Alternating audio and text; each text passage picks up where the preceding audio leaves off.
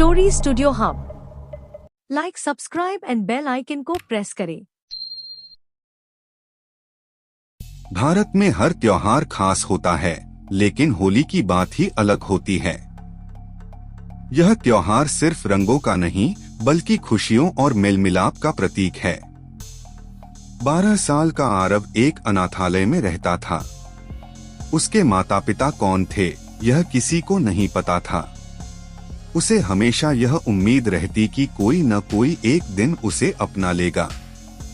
और आखिरकार होली से कुछ दिन पहले उसकी यह ख्वाहिश पूरी हो गई। वर्मा परिवार आरव को गोद लिया।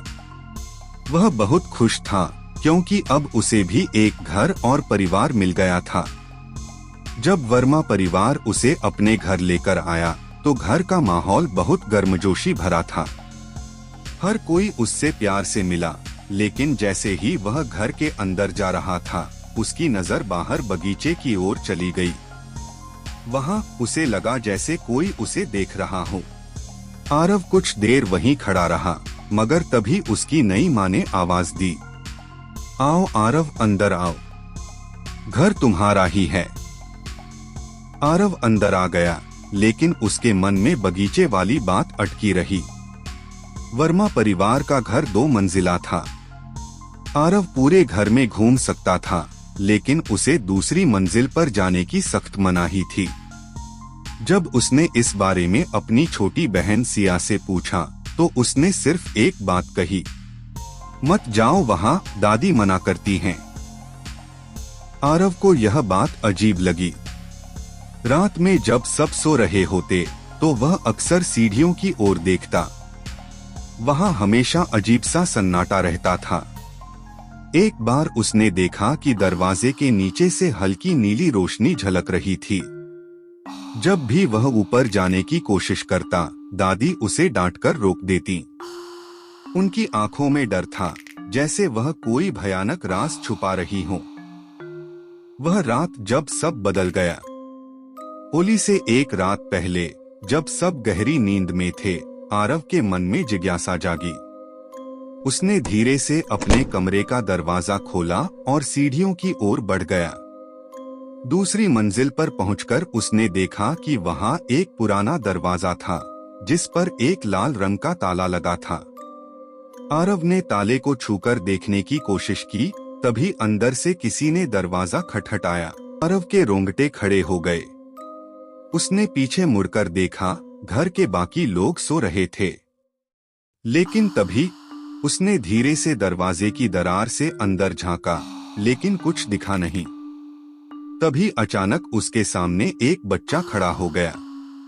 उसका चेहरा नीला था, आंखें पूरी सफेद। वह बिल्कुल निर्जीव सा दिख रहा था। आरव कुछ समझ पाता, इससे पहले ही वह बच्चा जोर से चीखा, तू मेरा घर क्यों आया? आरव कुछ बोल नहीं पाया। उसकी सांसें तेज हो गईं। अचानक वह बच्चा उसकी ओर बढ़ा और एक पल में ही उसके अंदर समा गया। नीचे सब गहरी नींद में थे, लेकिन आरव के शरीर में अजीब झटके आने लगे। वह जमीन पर गिर गया, उसके मुंह से झाग निकलने लगा। दादी को किसी अनहोनी का आभास हुआ और वह दौड़कर ऊपर आईं।